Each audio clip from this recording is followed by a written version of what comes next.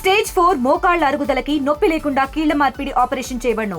Doctor Ramesh Gajula, endoscopic spine ortho surgeon and pain physician, panacea spine pain ortho and sleep centre, Uppal, Hyderabad. ఆయన వృత్తిరీత్యా ప్రధాన ఉపాధ్యాయుడు. ఓ మధ్యతరగతి కుటుంబంలో పుట్టి చిన్నప్పటి నుంచి కష్టాలు పడి తను చదువు మీద ఎక్కువ ధ్యాస ఉండి చిన్నప్పటి నుంచి కష్టపడి చదివి నేను ఒక ఉపాధ్యాయుడిని అవ్వాలన్న తన కోరిక.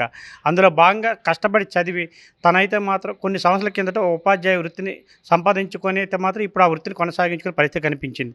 అదే కాకుండా ఆ వృత్తిలో ఉంటూ కూడా నా వంతుగా ఏదో తపన చెయ్యాలని ఒక ఆలోచన అయితే మాత్రం ఆ ఉపాధ్యాయుడికి అయితే ఉంది. ఆ ఆలోచనతోనే ఒక కోచింగ్ సెంటర్ నడిపించాడు. ఆ కోచింగ్ సెంటర్ నడిపించగానే తన వంతుగా ఎంతోమంది ఉపాధ్యాయులను తీర్చిదిద్దాలని ఆయన కోరిక అయితే మాత్రం ఆ ఆశ ఈ రోజైతే ఆ కళ నెరవేరింది.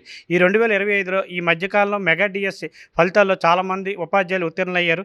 అదే కోచింగ్ సెంటర్లో అయితే మాత్రం ఆ ఉత్తీర్ణులయ్యే పరిస్థితి కనిపించింది. అసలు అతను ఎవరు, ఆ ఉపాధ్యాయుడు ఎందుకు ఇది కొనసాగించే పరిస్థితి కనిపించింది అనేది పాటు మనతో పాటు ఆ ఉపాధ్యాయులు ఉన్నారు. ఆయన మాటలోనే విన్నాం. సార్ చెప్పండి, మీకు ఎందుకు ఈ ఆలోచన వచ్చింది?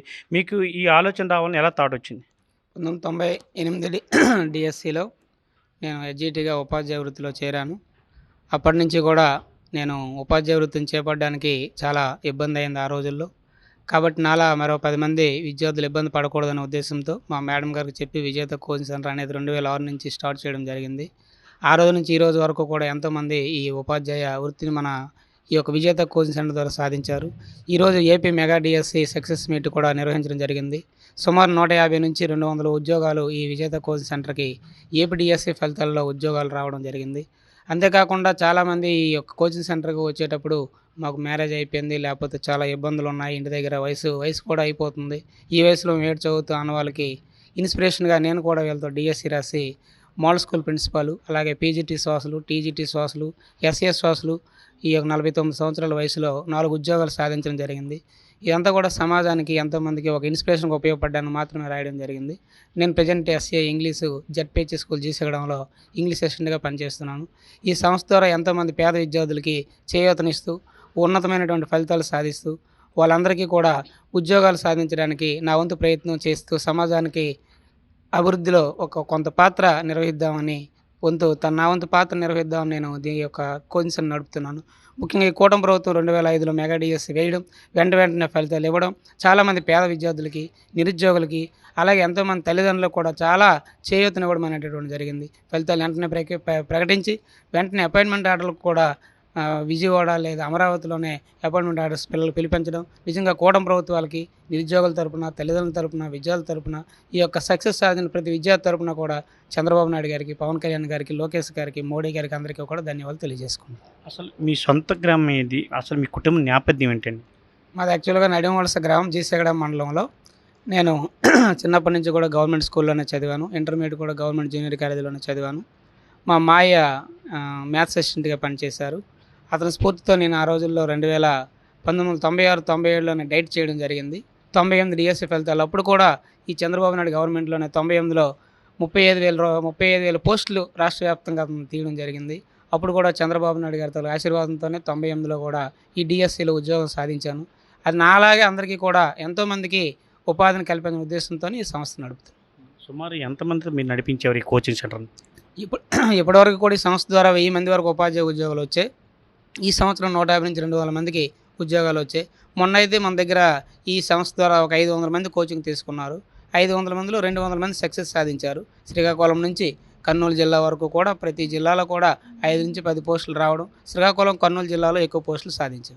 అసలు మీ ఒక్కరి వల్ల అయ్యిందా, ఇంక మీ ఫ్రెండ్స్ ఎవరి వల్ల అయ్యింది ఇది కోచింగ్ అనేది? ఇప్పుడు ఇంత పెద్ద సక్సెస్ సాధించడానికి మన ఒక్కరి వల్ల అవ్వదు. మేడం గారు ఎంతో నాకు సపోర్ట్ చేశారు. మేడం గారు హాస్టల్ చూసుకోవడం, అసలు మేడం గారు housewife B Sridevi madam గారు, ఆవిడ హాస్టల్ చూసుకుంటూ ఉంటుంది. పిల్లలంతా కూడా ఆవిడ క్రమశిక్షణ ఉంచుకోవడం, నేను ఎడ్యుకేషన్ పరంగా గైడెన్స్ని ఇవ్వడం, అలాగే రాష్ట్ర వ్యాప్తంగా ఉన్నటువంటి స్టేట్ లెవెల్ ఫ్యాకల్టీతో శిక్షణ ఇప్పించడం.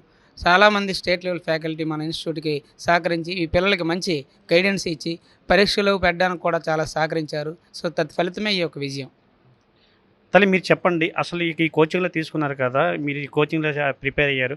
ఈ కోచింగ్ ప్రిపేర్ అయిన తర్వాత మీకు జాబ్ కన్ఫర్మ్ అయ్యింది, మీకు ఎలా అనిపిస్తుంది? నాకు చాలా ఆనందంగా ఉంది. మెయిన్‌గా నా పేరు కుర్మా నిరోష. మాది పరశురాంపురం గ్రామం, టెక్కలి మండలం, శ్రీకాకుళం జిల్లా. నాకు 2025 మెగా డీఎస్సీలో 6 జాబులొచ్చాయి. అందులో PGT social studies state first వచ్చింది. స్కూల్ అసిస్టెంట్ సోషల్ స్టడీస్‌లో state third, district first rank వచ్చింది. అలాగే టీజీటీ సోషల్ స్టడీస్‌లో స్టేట్ 14థ్ ర్యాంకు, జోనల్ 7థ్ ర్యాంక్ వచ్చింది. అలాగే SA English, TGT English, PGT English కూడా జాబ్స్ వచ్చాయి. ముందుగా నేను జగన్ టెట్ వేసేటప్పుడు రాశాను. అందులో 98 మార్క్స్ వచ్చాయి. బట్ నాకు అప్పటికి ఏ గైడెన్స్ అనేది, ఏ ప్రిపరేషన్, సొంత ప్రిపరేషన్ వల్ల నాకు ఆ మార్క్స్ వచ్చాయి. నేను ఎప్పుడైతే రాజాం విజేత కోచింగ్ సెంటర్లో జాయిన్ అయ్యానో, అప్పలరాజు సార్ ఇచ్చిన కోచింగ్, అలాగే గైడెన్స్, మంచి స్టేట్ ఫ్యాకల్టీతో క్లాసులు చెప్పించడం, అలాగే ప్రతిరోజు మాకు డైలీ టెస్టులు, అలాగే వీక్లీ టెస్టులు, ప్రతి గ్రాండ్ టెస్టులు పెట్టేవారు. ఆ గ్రాండ్ టెస్ట్ పేపర్స్ కూడా సారే దగ్గరుండి ప్రిపేర్ చేసి, రాత్రి 1 గంట వరకు ఉండి ప్రిపేర్ చేసి, మా కోసం ఎంతో కష్టపడి ప్రిపేర్ చేశారు. నేను ఇప్పటికీ కూడా చెప్పగలను, నాకు జాబ్ రావడానికి కారణం నేను ఆ ఎగ్జామ్స్ రాయడమే. అది రాయకపోయి ఇక్కడ జాయిన్ అవ్వకపోయి ఉంటే నేను ఈ సక్సెస్ పొందేదాన్ని కాదు.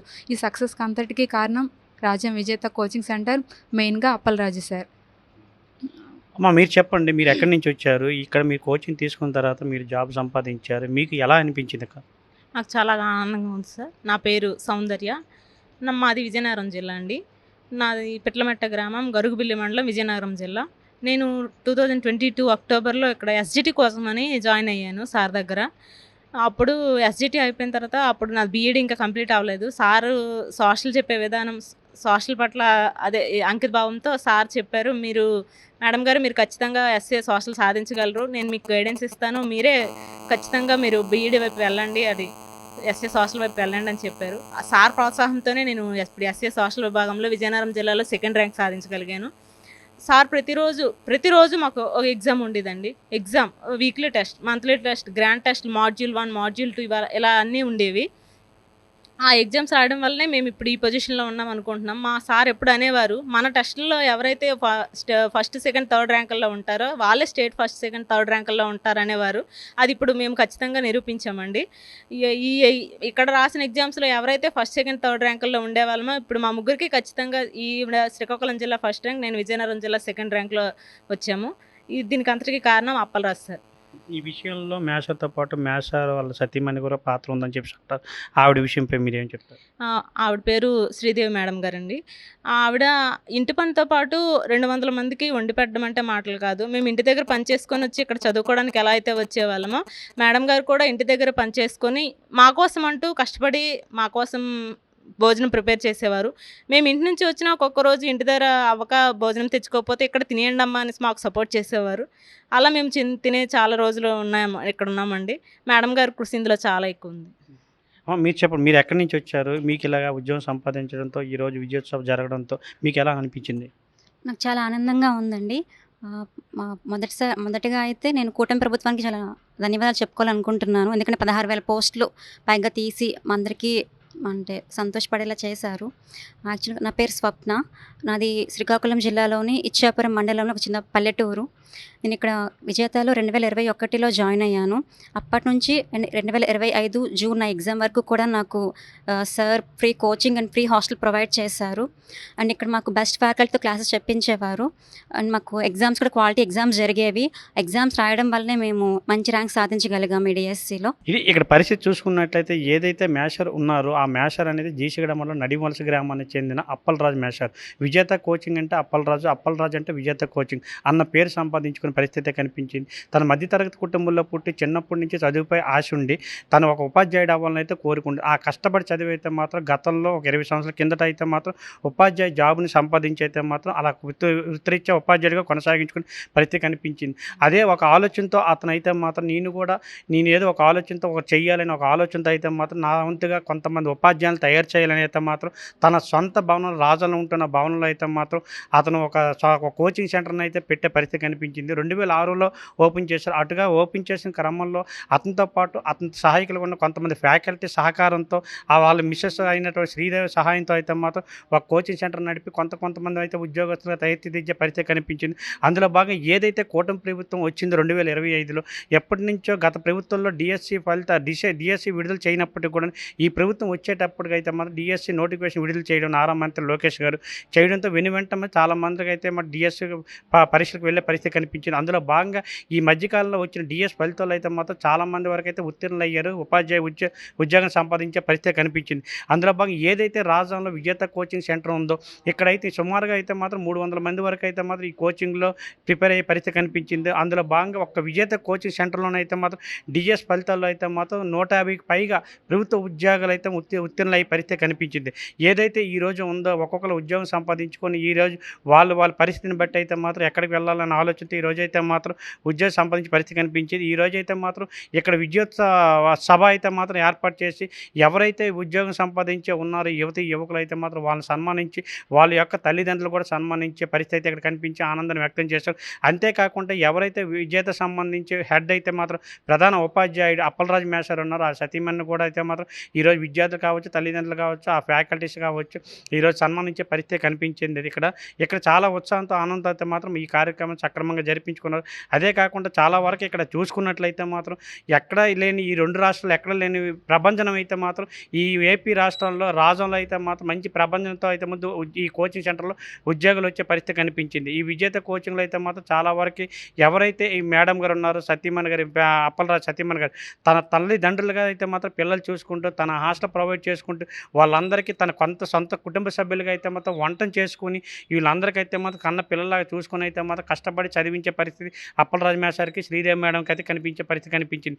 ఈ ఫ్యాకల్టీ సహకారంతో ఇంత ఒత్తిడి సాధించిన ఈ యువకులకి అయితే మాత్రం ఈరోజు ఘన సన్మానం చేసి ఎవరైతే ఇది కోచింగ్ సెంటర్ ఉన్నారో వాళ్ళకి కూడా అప్పలరాజు మేషారు శ్రీదేవి మేడం కూడా ఘన సన్మానం చేసి ఈరోజు అయితే ఆనందం వ్యక్తం చేసే పరిస్థితి కనిపించింది. రాజా నుంచి సురేష్, ఆర్టీవీ, ఉమ్మడి శ్రీకాకుళం జిల్లా. తెలుగులో న్యూస్ కి ఫాస్టెస్ట్ యాప్ ఇప్పుడు టోటలీ న్యూ అవతార్లో జస్ట్ 5 seconds లో కంప్లీట్ న్యూస్, సోషల్ మీడియాలో ట్రెండ్స్ కి one stop solution, live TV app, voice search option తో ఇప్పుడే డౌన్లోడ్ చేయండి లేదా అప్డేట్ అయిపోండి. యాప్ లింక్ డిస్క్రిప్షన్ లో ఉంది.